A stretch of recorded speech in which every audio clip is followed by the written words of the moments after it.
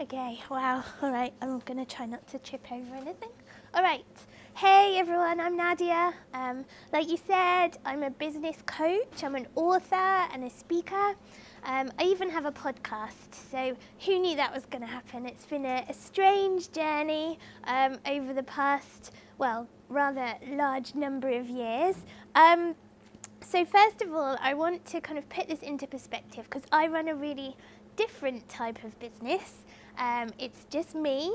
I work from home, often in my pajamas, the dog usually under the desk, warming my toes.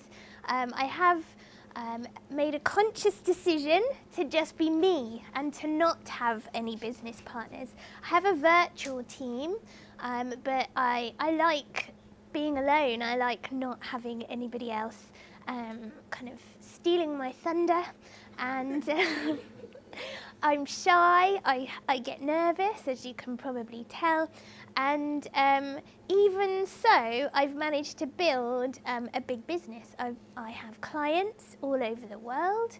I travel and give talks internationally. I've published 2 books.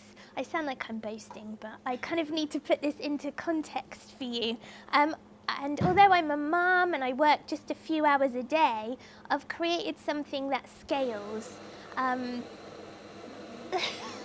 Perfect timing. Yeah, try. No one make loud noises because no one will hear me. So basically, yeah, I have clients all over the world. I have an academy called the Profit Pack, which I run online. I have VIP clients, some of whom are in like Canada and Australia, as well as the UK and America. And what I've done is created a business with consistent revenue, which is happy days actually, because I think one of the things we struggle with as entrepreneurs is how to beat those kind of feast and famine peaks and troughs. And so I've created a business that scales, and like you said, I'm able to help a lot of people. So it's not just me selling an hour at a time, and I've done that on purpose because I'm really passionate about what I do and I want to help loads of people, but I don't have much time because, you know, partly because I'm a bit lazy and partly because I have a lot of other things to do, right? So I might not be like a multi-millionaire, I'm not like a business legend, I'm not really famous, nobody, you know, outside of this small little world has heard of me. But what I have been able to do is create what I consider to be a little big business and a global personal brand. Right. So I want to talk to you guys today about this because I think one of the things when you're setting up a business or growing a business, one of the sort of struggles or the kind of the conflicts is how to go big when you have limited resources. And I know we've talked about kind of teams and co-founders and maybe investors and some complicated stuff like that, but I want to show you how it can be different, how you don't have to go down that path and you can start creating something which is really profitable from the off. And you get to wear pajamas a lot of the time, which I think is always a bonus. Okay. So I need to tell you that I've been in business for a number of years. I was trying to think how many it is, but I quit my job in 2010, I think it was, or 9, and I went and I wrote my first book. And ever since that moment, I've made all kinds of mistakes. I've cocked a lot of things up. I've done a lot of stupid things, and I'm going to tell you some of them so that you hopefully don't do them. And yeah, then you'll save yourself a lot of heartache as well. So the kind of things I've done is I've priced myself too low. I've had poor boundaries. I mean, one time I remember going to the pub to meet a potential client who I thought was a potential client, so she could pick my brain. And about 3 hours later, I kind of emerged blurry-eyed into the darkness. I was completely exhausted. I don't know quite how it happened, but I was, you know, in that pub for hours, and I vowed never to let that kind of can I just pick your brain thing happen ever again. I've tried to be like everyone else. I've looked around me and thought, business coaches look like that. I must look like that. I must design my website to look like that. I'll dress like everyone else. You know, I'll try and sound like everyone else, which is a bit tricky when you sound like me. And that didn't go well. I've hidden behind things. I've hidden behind a brand. My tendency is to create a brand that has nothing of me in it, so I can hide. And I'll be like on the about page with a photo that's about that big. I won't even, use I'll use we, so that I sound more impressive than I am. So I've hidden behind brands, my computer, the curtains. I've even hidden behind a business partner. I brought someone in at one point because she was kind of big and loud, and I thought, cool, she'll stand there, I'll just hide in the background, and it'll all go brilliantly. Well, it didn't. Things had to go pretty dark for me to make some pretty serious changes in the way I run my business, and I don't want that stuff to happen to you guys, so I'm going to tell you how to avoid that and how to go big in your business. So I've turned things around. I've stopped working just locally and moved my focus to globally. I've raised my prices significantly. And I've stopped selling time for money. I've stayed true to my goals. I've put myself into my business, and now I'm like authentically me. I'm just myself. I don't pretend to be anybody else anymore. And I'm just me, and I like it that way. I don't have to hide behind anybody else ever again, which is a marvelous thing. And now I help business owners all over the world to scale up. So I'm going to share some things with you. So get your pens, and hopefully you can implement this in your business, either that you're running already, or if you're just starting, just try and bear this stuff in mind so that you don't have to kind of come back to this in like 2 years and go, damn, we need to redesign the whole thing because we didn't think about it. Right, number one. Big personality, right? So there's key headings. Number one is big personality. So for me, the thing that I was hiding, the thing that I tried to avoid, to cover up, to pretend wasn't there, is the way I sound. So I know I have a really little voice. I first realised it when I was about 15. I was in a French lesson, and I was recording myself speak there were tape machines. Guys, if you're young, you won't even probably know what that is, but it's a small thing like that with music on it. You put it in, and you could use it to record stuff. So I had headphones, had to talk in French, and then I pressed play, and when I heard this person talking, I was like, who the hell is that? Why is that kid saying what I just said? Who are they? And then I was like, oh my God, that's me. And suddenly this kind of just dawning realization as to how I sound. I had never recorded myself speak before because I didn't have Snapchat. I didn't even have a phone because I'm really old. And it just changed everything for me. I was like, oh my God, I will never speak in public again.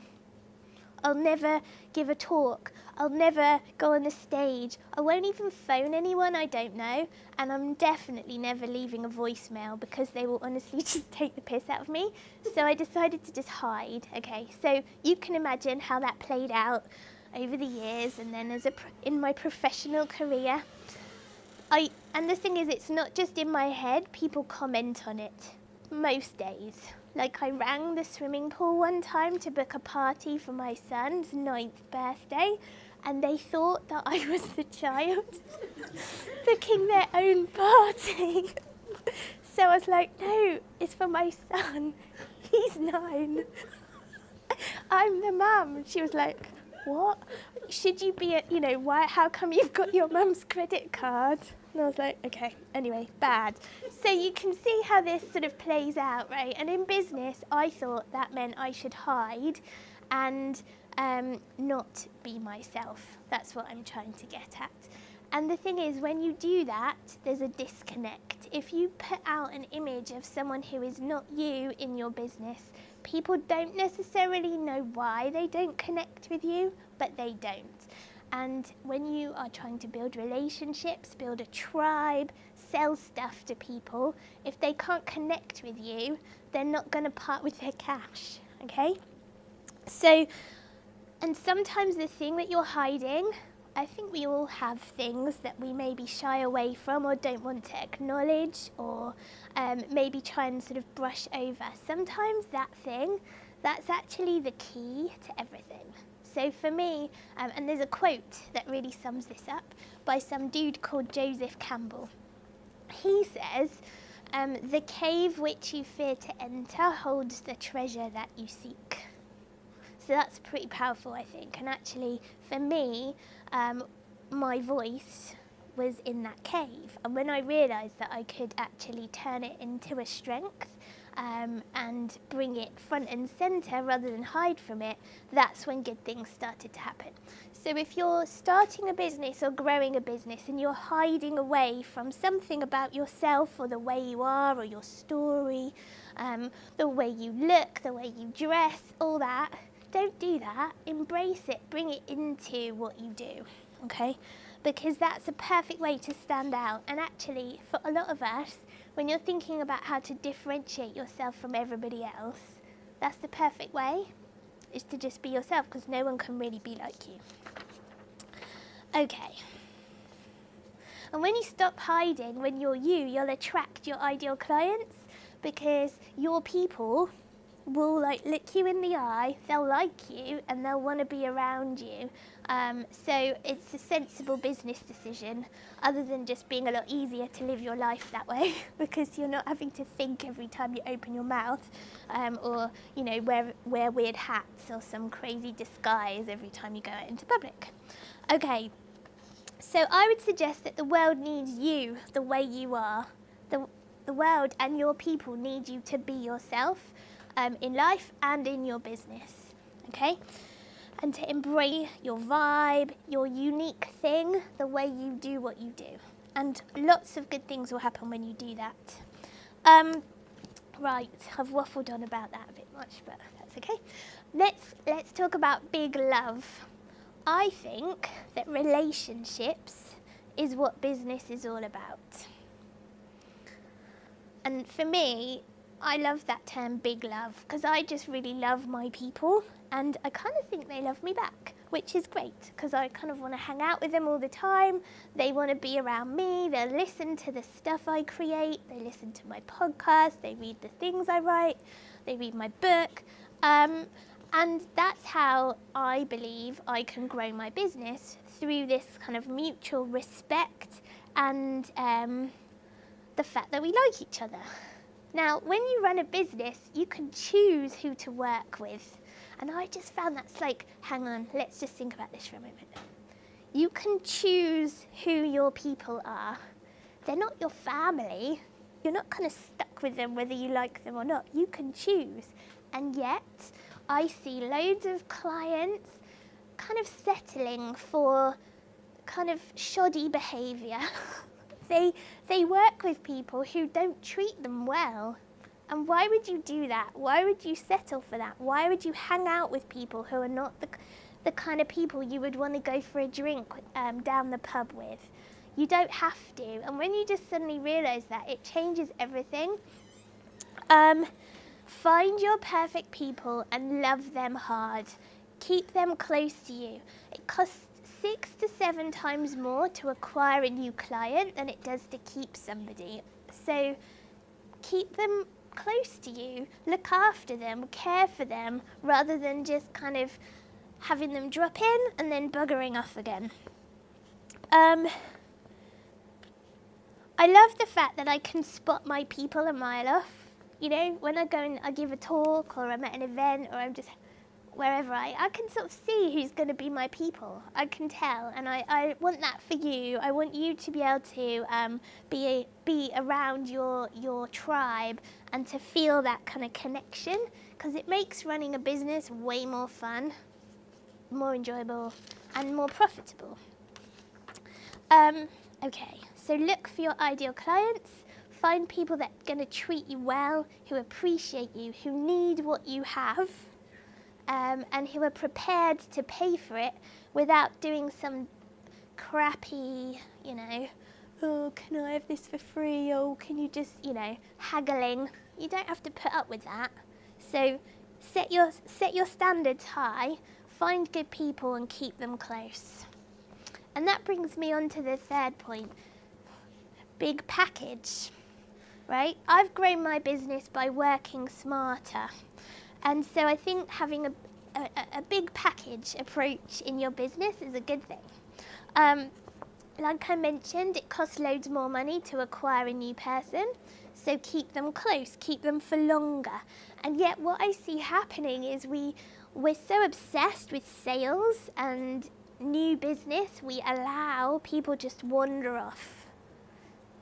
We don't plan to keep them for long. It's almost like we don't care because we're obsessed with the new. I may have that approach a little bit to like shoes and stuff, but not to my people. I want to keep them. If they stick around for years, happy days. So build that kind of process into your business. And the way I like to think about it is long-term loving relationships instead of one-night stands. Don't allow people to drop in on your business, just like, oh, there you are again, like I wasn't expecting you, and then just wave them off again. That's not how to run a profitable business, so do not do that. I also want you to think about moving away from selling your time. So let's imagine someone's a nutritionist. You might set up a business, become a nutritionist, and you do like 1 hour consultations. But let's imagine in my situation, I'm a mum, I'm lazy. I've got to walk the dog and go to the gym and maybe meet some friends.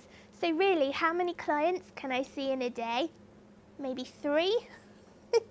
I'm not going to make much money if I only see 3 people in a day, am I? So I need to move away from the selling of the time, because there's not much time and therefore there's not much money. So what can you do? Well, you can create a package with your services. You focus on the outcome instead of the number of minutes and seconds you're sat in front of somebody. So think about what result you're delivering, and don't focus so much on the number of minutes that you're selling. And yet we seem to do that. I don't understand why. I can also take a stand and say that as a nutritionist, I know, I'm not actually a nutritionist, but just, bear with me for the example. As a nutritionist, I know that one session doesn't get you results. I know that if I really want to help you, I need to see you over time to ensure that you change the way you eat forever. And that's my responsibility as the person in charge, as the expert, to tell you, the client, what I think you need to achieve bigger things. And so don't get kind of bullied or bossed around by the clients who go, well, I only wanted to spend 20 minutes with you. They're not your ideal clients. You want the people that want the results and are prepared to do the work to get there. Another way to make more money when you have limited time is to work with more than one person at a time. So I have my Profit Pack Academy where I work with about 60 people at the same time. I help them all scale their business. We do group coaching sessions. There's a group on Facebook where they all support each other. They work through materials on their own, but I'm there helping them, which means I can work with hundreds of people if I wanted to all at once. And I'm not limited to just selling my time to one person at a time, okay? So think about how you can scale. And I really stand by the idea that all businesses can scale. It might involve a bit of thinking to work out how you can do it, but I really think that all businesses have the potential to scale up beyond the sum of its parts. So beyond the number of people, beyond the amount of hours that you have. You can go much bigger than that. Okay, so next I'd like to talk about big profits. And for me, this comes down to pricing. I know a bit about pathetic pricing because I've done it. And I feel like there's a real temptation to find excuses as to why you should be cheap. Maybe you feel like you're not old enough. For me, it's like maybe I'm not confident enough. Other people might say I'm not experienced enough, and therefore I need to be cheap. She's better than me, so I'm going to be cheaper than her. She's got better hair than me, so I'm going to be cheaper. Her heels are higher than mine, her website's shinier than mine, her dog is bigger than mine, whatever. Come up with random reasons to explain why you should be cheaper. And it just comes down to the fact, I think, that pricing is not a reflection of how you feel about yourself. It's a strategic business decision. And I also suggest that in no area of life is it good to be cheap.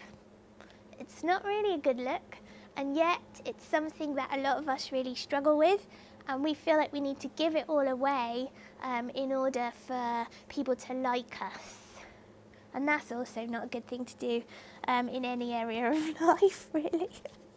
Okay, so don't be cheap and nasty. Think about the outcome that you're delivering and the results that you're getting for people. That's worth something. And even if you're new and your business hasn't been around for ages, don't automatically assume that you should be the cheapest. Potentially, you might have a fresh approach or be doing something different, or your own unique method of whatever it is that you do, and that's even worth more than some boring old fart that's been doing it for ages, right? So once you fix your profits, once you fix your pricing, you will make more money, and you will have big profits, right? And it's quick. Like, if you're pricing yourself too low, we can sit around here and think about all the different things you could potentially do to sort things out. But if you go and fix your pricing, tomorrow you'll be making more money. Okay? And finally, if you want to go bigger in your business, the final thing that you need to do is get some big balls, because ultimately you need to be brave, right? It's all about being prepared to take a risk, being brave enough to put yourself out there and be visible, being brave enough to admit that you need help. And we talked before about when you're on your own and it does drive you slightly loopy sometimes, and that's okay, and that's when you need to bring someone in to help you. You don't have to give them half your business.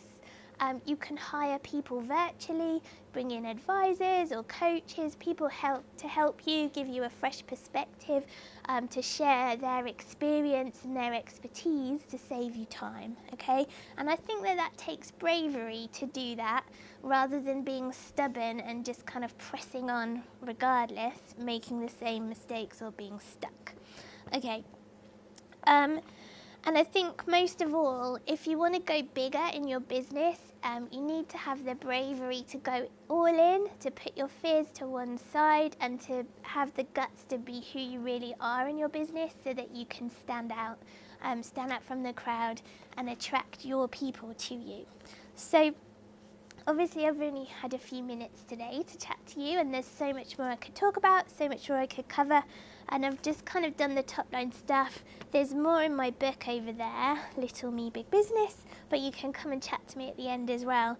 And I just really feel inspired to help you guys go big in your business, even if it is just you, even if you're maybe not the ballsiest person out there just yet. I can hopefully help you to go bigger and to show you that it is possible to create this kind of global business, a little big business.